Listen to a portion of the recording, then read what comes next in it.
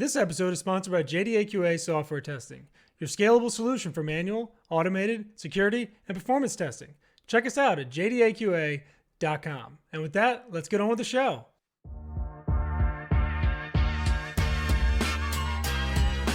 This is The First Customer, hosted by Jay Agnew.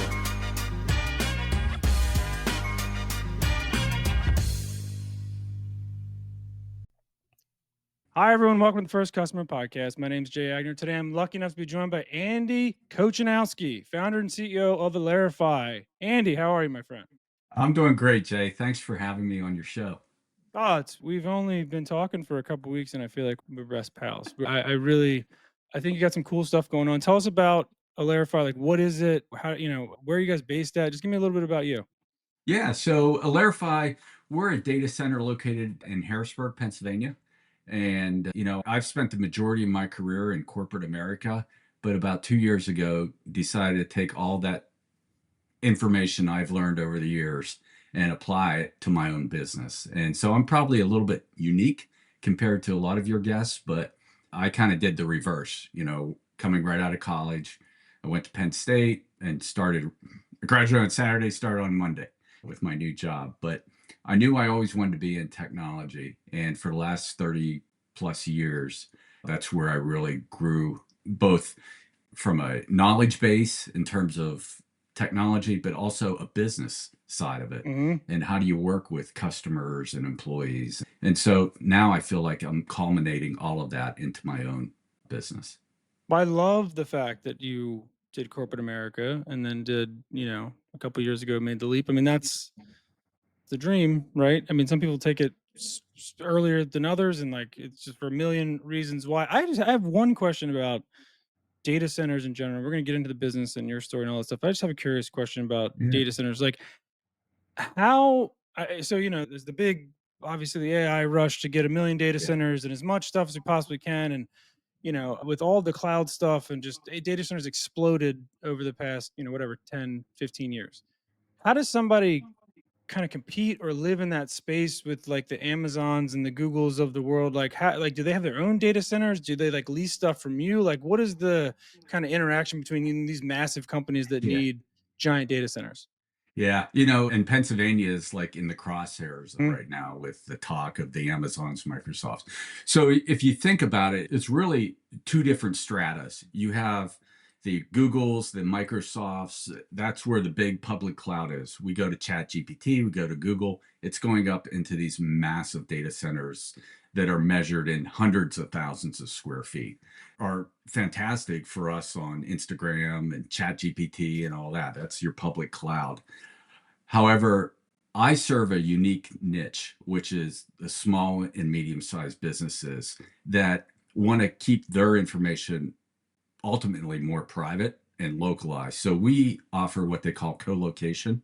So I have a lot of enterprise customers that say, listen, instead of putting all of our equipment in a server room somewhere, and as you probably know, a lot of them are janitorial closets, right? You got mops in there and all that.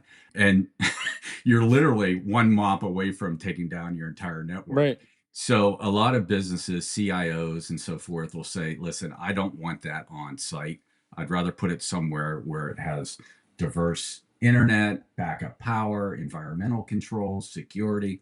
And that's essentially what about 70% of my business is, the co-location.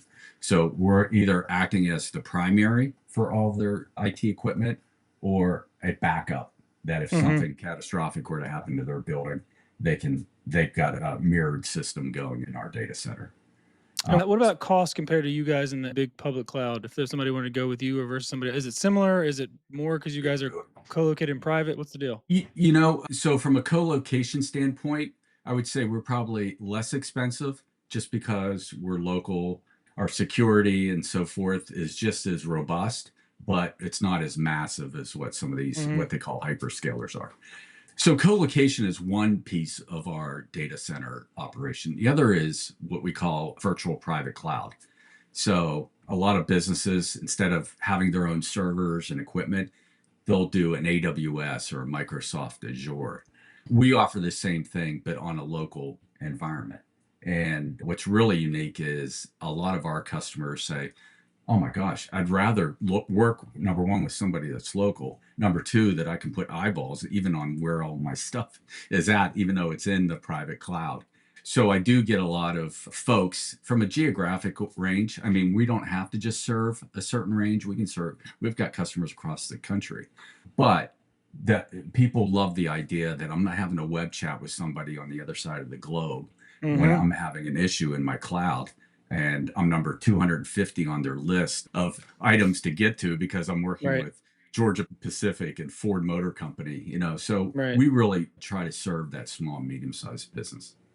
Well, we are going to loop back to the local slash regional footprint. I am a massive believer in owning your backyard and Yeah. being like I always like to say, like, be the someone of somewhere, right? Like, just own wherever you are as the guy or girl or whatever of your space. And Yeah. the same thing with the company, right? Like, be the data center place of Harrisburg. Or, I mean, there's so much business There locally is. that people tend to overlook, that they just want to jump because being national, international is such a sexy thing. But I think you and I know that the checks clear just as well from people that are around you, as opposed to having to travel to California to meet somebody and then come back and there's a problem and then you go and it's just anyway. Yeah. So we can talk about that forever. But I love that that's part of your approach. Let me back up a little bit. Yeah. Where did you grow up, and did that have any impact on you being an entrepreneur later in life?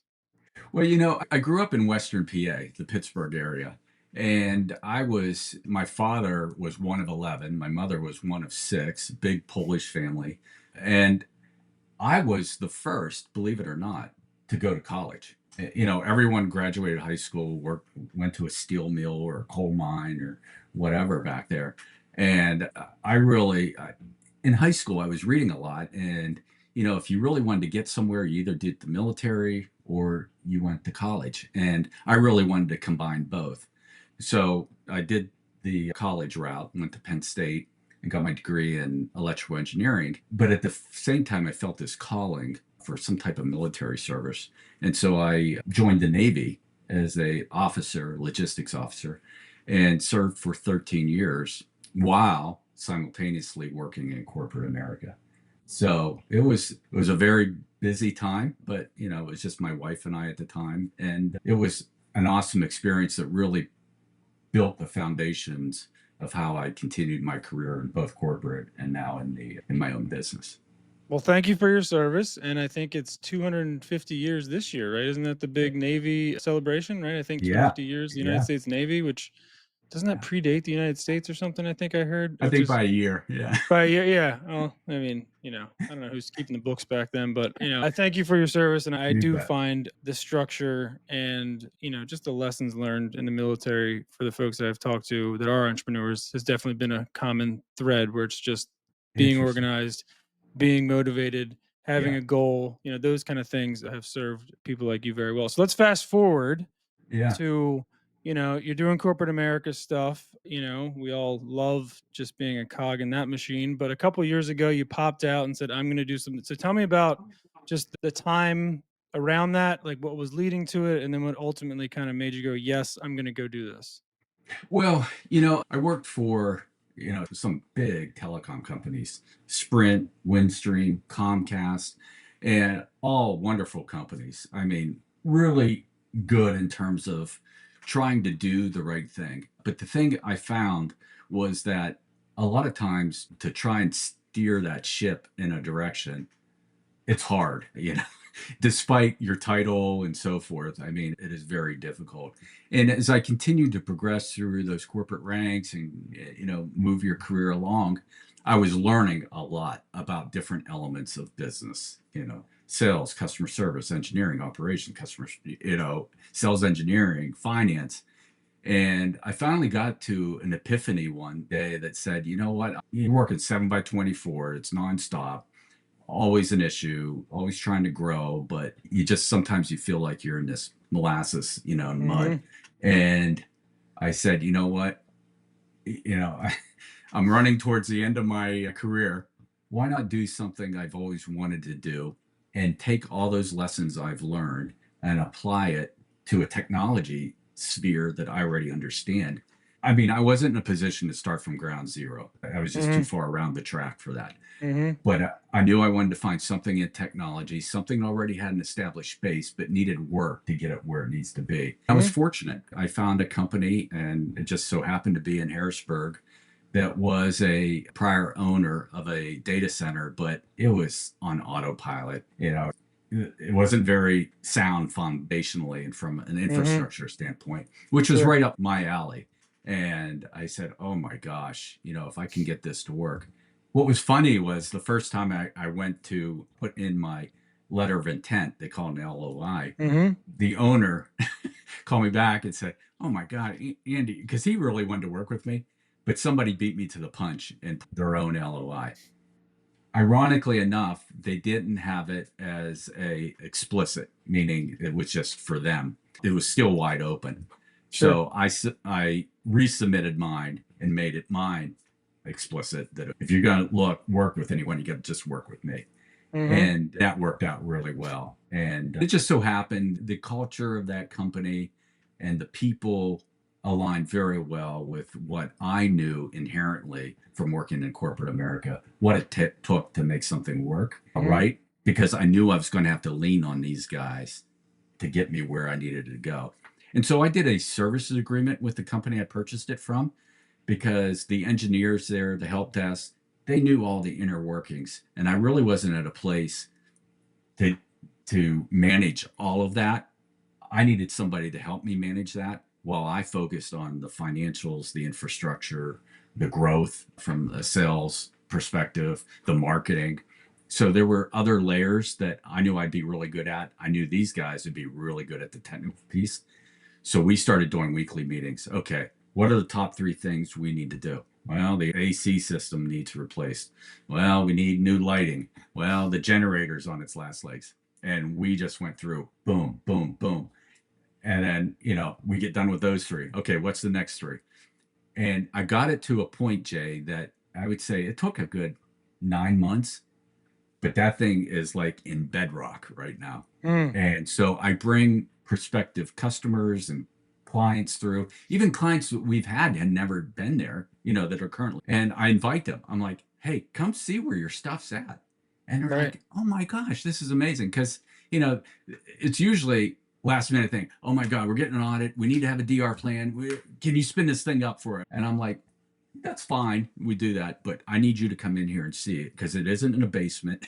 It's not in a garage where this thing's like one telephone pole away from losing Right. everything. Yeah. Yeah. Um, so we really focused on the infrastructure the past 9 months and got it to a place that I'm really proud of. We got our SOC 2 compliance Nice. completed, which Mhm. was a lot of work. But the minute you say you're SOC 2 compliant, that gets the attention of a Mhm. lot of prospective people that you are legit. Well, congratulations, because I know that's a pain in the ass. I've lived through that several times. What a nightmare, but Yes. it is a nice stamp to have on the Yeah. business in general. How did you find the business that you wanted to buy? Were you like looking for, I'm just curious for like other people who are like Yeah. in the same mode where like I want to buy something that's kind of established, somebody's gonna leave, maybe you always hear like a mom and pop like dry Yeah. cleaner or somebody that's about to leave out. Like, how did you go about like going, I want to buy a business that's XYZ? How did you go find that? So this is a wild story too. It's just weird looking back how things kind of align. So I was doing some consulting stuff on my own, and I was doing consulting work for a local accounting firm. And part of their business, they had a business brokerage side line of business. I didn't know anything about business brokerage. And so as I was helping these guys, I really got to understand what business brokerage means, Mhm. buying and selling companies, and like Yep. you said, a lot of mom and pop ones, second generation doesn't want to do anything. And so I learned, how do you value a business? How do you look to promote a business? How do you look to acquire the company? And so one day I'm on Biz Buy Sell. I don't know if you've heard of Yeah, that. yeah. Yep, I've seen it. Yeah. Yep. So we would use that a lot in this business brokerage company that I was helping them with. And I see this company that's IT in Central PA, has a customer base, and the owner's looking to sell it because he wants to focus on another piece of his business. And it was just, again, like I said, looking back, it's like, how in the world? Because Right. now I go on there and I look at stuff. It's in Las Vegas, Nevada, it's LA, Portland, Maine, it's all these other places, but this one just so happened to be looking, 20, 30 minutes from where I live. So it was all just by the grace of God. Yeah, that's pretty serendipitous. It Um, is. Yeah. so you buy the business, you start to identify the problems with it. Did you have capital that you brought in and you're just like burning that on these big things that need to get fixed? I mean, I'm assuming an AC unit for or Oh, yeah. set up for a data center is a little more than my window unit, over there. Was it part of it? Did you know these things had to be fixed when you came in? Were you surprised? Like what's the capital investment look like? How much of this did you know beforehand? Yeah, so great questions. I knew all of it Okay. beforehand. I really went through Hmm. piece by piece. I would say from the time I found it on Biz Buy and Sell till I closed it was a good 9 months Hmm. because I was fortunate again in my corporate roles for several of these big companies. We went through acquisitions. So I had the experience of knowing number one, what I needed to find in all the documentation. Number two, the people I needed to talk to. And number three, what the game plan would be after legal day one, once Hmm. we owned it. What was I getting myself into? Because you're right. I mean, I'm on the quarter leg of my route here, my end of career, and it's like I'm not gambling everything that I've worked so Right. hard for. Yep. So yeah, I really did my due diligence, and I really negotiated with the company I purchased it from, because Hmm. he was looking to use that money to invest in his other lines of business. Yep. So there was a good balance of I wanted to get into it, he wanted to get out of it, but we needed to make sure it was going to work for both of us. And so there was definitely some give and take. But going into it, you're right. I did take some of the money that I probably negotiated with him, put it to the side, knowing that I'm going to have to put it back Hmm. into the business versus just, selling it all, that one big piece. Yep. So So a lot of other questions, but we're running up against it soon. So I'm gonna get through some of the more exciting stuff. What if somebody wanted to buy a business? They go to Biz Buy Sell, they go to somewhere else. What's the like number one thing that you learned from this that like somebody who's buying a business for the first time should probably make sure they're on top of? I honestly, and maybe it's just me, it's how do you feel going into that very first meeting with that Mm, person you're going to buy it from? Or mm, do you feel a connection?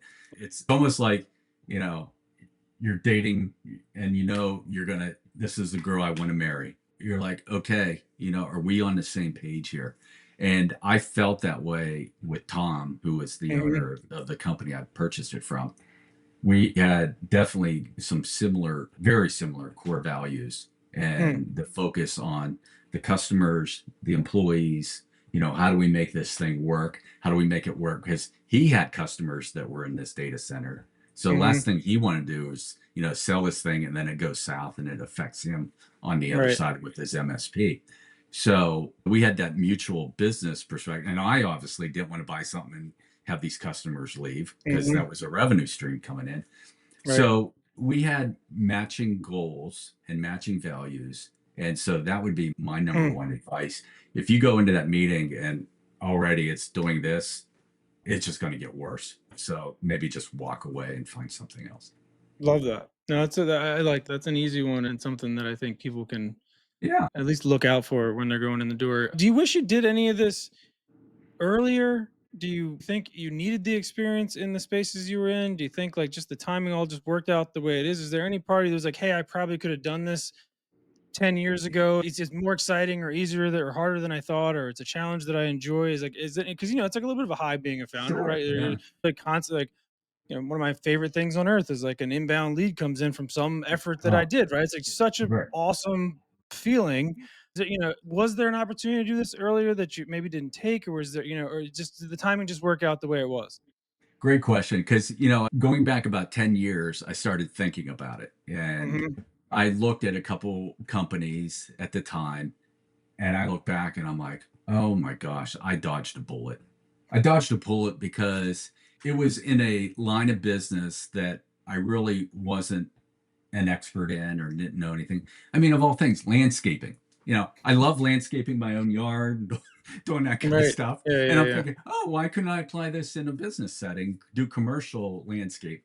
Oh my gosh. And, I Mhm. was exploring it. I was talking to people, and I look back and I see these poor guys and gals out there. I mean, not only is it hard, but you're living project to project to project, and you're only as good as what you have in that It's so pipeline. competitive. It's so And it's competitive. There's so 50 competitive. million landscaping companies. Exactly, exactly. And so, from that perspective, yeah, I hear a lot of people say, "Oh, I want to do what my hobby is," and yeah, but well, you're into the astronomy and telescopes and all that. It'd be a fun thing, you say, "Oh, yeah, that's my main job," but is it really going to motivate you and Right. put, food on the table? So for me, yeah, I wanted to start earlier. I wish I would probably start about 5 to 10 years sooner, Okay. but you're in corporate America, you're being well paid, you got all the benefits. The only thing that was crazy is you don't really set the direction of Mhm. the organization.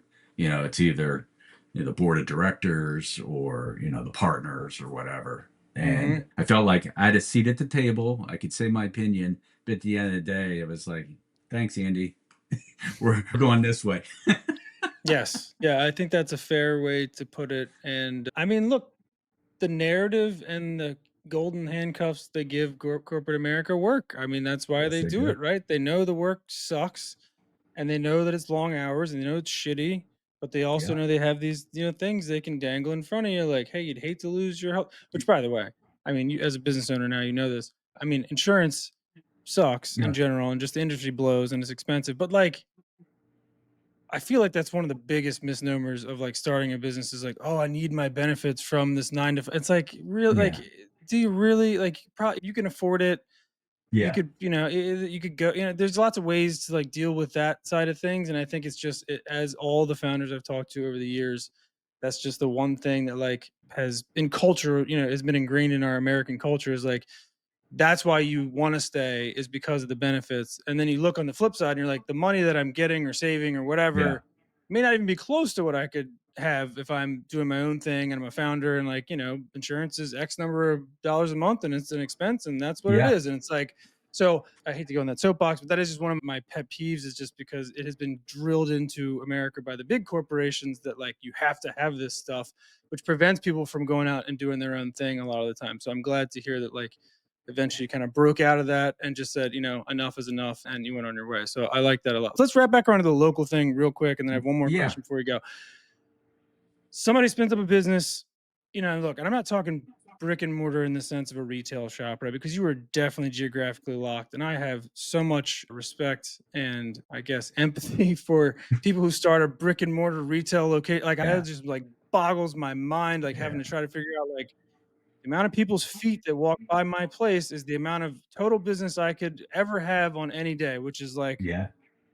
and it's just the best days, right? That's not talking Yeah. about wintertime when nobody's coming. Like that's like a Raining. wild, Yeah. yeah, it's a wild thing to do. But somebody who runs a digital ish business, and I think it's a little bit different because you have a data center, so it's not like you have people you're trying to like walk into the door there. So I think it is more Yeah. traditional, kind of like online business. How do you recommend somebody spins up their local network? Like, how do you start to like prospect in your local area? Like, what did you do to start to find customers and then lean on that? Hey, we're in your backyard, we're your neighbors, we're here. Like, how did you start to build that client base, around you in your area? This is a great question because I've been thinking about this for the last couple of weeks.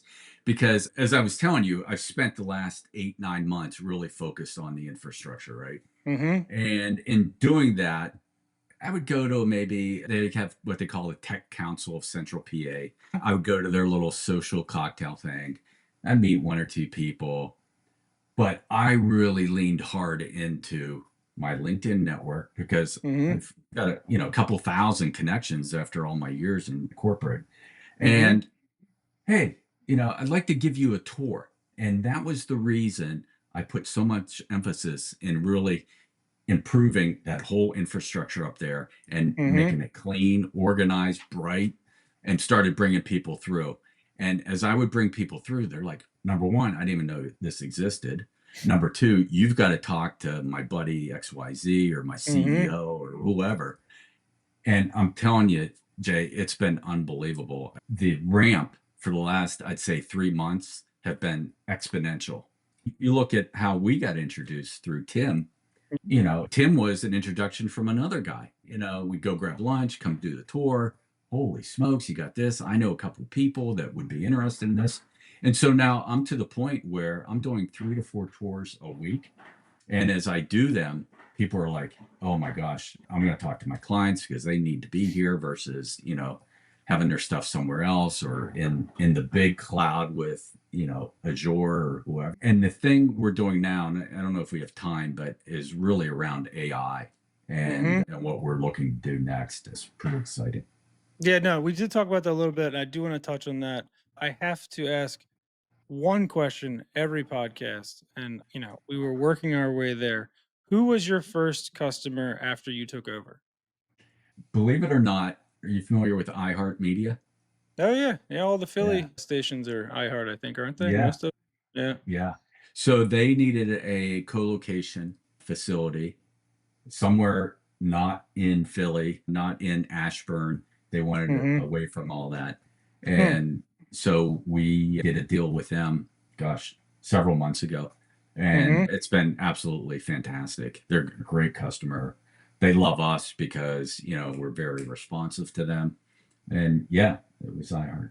How did you find those guys? Or how did they find Well, you? they found me Okay. because, and again, another thing, I started working on my marketing, my SEO back and said, Yep. okay, now I got to start getting the digital footprint out here. And as we were doing it, I said, focus first.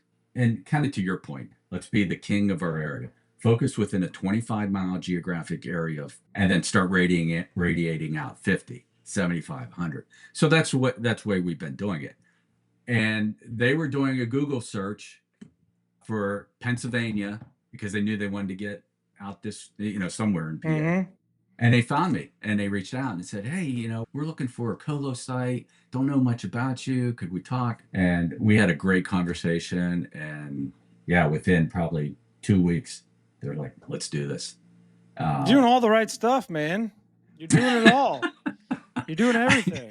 You're doing I, a great job. This is I, awesome. I love it. I tell my friends, they're like, Andy, what's it really like? They're still back in the corporate world. I'm Yeah, like, you yeah. ever see the movie The Matrix where you have the red pill and the blue pill? I took the red pill and You it's take like, the red pill, and man, what a rush. All the time. All the I love it, highs and man. all the lows. I'm glad. I, I'm happy when somebody comes into entrepreneurship, especially after being in corporate America. It's just like you put in your time. It's like you did the yeah. thing, you got your experience, and now you get to go do this. All right, quickly, just tell me about the AI initiative. We did talk about it a little bit. It was pretty cool what you guys are doing there. Then I'm going to ask my last question. I'm going to let you go, but you tell me what you guys are doing with AI today. So everyone that uses ChatGPT, Grok, or whatever are utilizing the LLMs up in the big public cloud, right? That's the Google's, the Azure, blah, blah. I talk to all these business owners, CEOs that are like, listen, I need to get in this AI stuff because all my employees are using it on their own phone, but they're using the big cloud. I've got Mm-hmm. all my data that I need to retain privately. I don't want that as part of the big LLM. So what we're developing is we're going to put a couple GPUs in our data center and we're going to have AI on the edge. So we'll have plugins going in to, say a business has OneNote or Teams or Slack or whatever. Mm-hmm. We'll have plugins that could go into that. They can query that and use a private LLM, Mm-hmm. their data, rely on our GPU, NVIDIA L4s or L40s. We're still going through that, and then bring the answer back. So you can think about a customer service rep or whatever, customer calling in saying, hey, this such and such broke. I can't find anything on how to repair it. I don't know how to repair it. She opens up the app, types in, how do you fix blah, blah. Mm-hmm. You watch it go into all their file systems, pulling that information, creating the instructions, adding a parts list, and say, Mr. Customer, here it is. I can email it. I can Mm-hmm. walk you down through it. What I love about this is that it keeps the human to human interaction top priority. You're not Mhm. talking to a robot or an AI Yep. agent. You're talking to a human. Number two is the LI or the AI is behind you doing all the heavy lifting that you would normally. Hey, what's this? Where do I Right. find this Yep. file? I Yep. was talking to the CEO of an engineering firm. He's like, oh my God. He said, my problem is we've got offices all across the country and we're getting ready to bid on a new shopping plaza. But I know somewhere in the past we lost money on a shopping plaza. I don't know Mhm. where, when. I gotta go down and talk to Jay. I gotta go over and talk to Andy. And these guys Mm. busy. Now I can just type, hey, what was our profit margin on every shopping mall that we did on the East Coast? What was it on the Mhm. West Coast? What was the total? Where did we lose money? And this thing's going through and scraping all that data. So Yeah. I'm super excited about that. We're looking at November. We're putting it through its paces right now internally in our Okay. sandbox. Yep. So it's going to be super exciting. All right. Well, we will let everybody know when that goes live. Maybe we'll try to Yeah. get this out around the same time. So, all right, I Okay. have one question that I ask everybody on the show, and Yeah. I call it the mystery question. It's not a mystery because I've asked it like 250 times, but it's okay that nobody watches these beforehand. So I've got this one for you. If you could do anything on earth and you knew you wouldn't fail, non-business related, what would you do? Be an astronaut. There it is. See, that's something that you've wanted to do clearly, Yeah. and you can't fail in this scenario. So you're an Yeah. astronaut. Congratulations, Andy. Absolutely. You've made it to space. We're going That's to a the great moon. one. That's a great one. I've gotten that a couple times, but Oh, I love really? the quickness. Space astronaut, more just going to Oh, space. I think I hear maybe first or second astronaut. So I do love that answer though. If I could not fail, I would go to space. I don't know if I could just strap myself to a rocket and then go like whatever really? 17,000 miles an hour into space. That seems terrifying to me. But Andy, you're fantastic, dude. I love your Oh, vibe. I love thanks, like Jay. what you've done so far. I love just you feel like you've got all the right ideas about running a business. So congratulations on your success so Thank you. far. If people want to find out anything they heard today from you specifically, how do they reach out to you directly? So just email me. Simple enough. Andy, Andy, at Alerify, Alerify.com. And I love to talk to folks, give them a tour if they want, talk about the AI stuff. But absolutely, and I have learned because my last name is so long. I said someday when I own my own company, I'm not putting this long monstrosity of a Nope. last name. Hence the reason it's Andy. just Andy at Andy at Alerify.com. Alerify. That is nice and compact and typable, I think is the Yes. word. And what about Alerify? Is it just alerify.com? Alerify.com. Yep. Very Beautiful. Well, we straightforward. will link everybody here.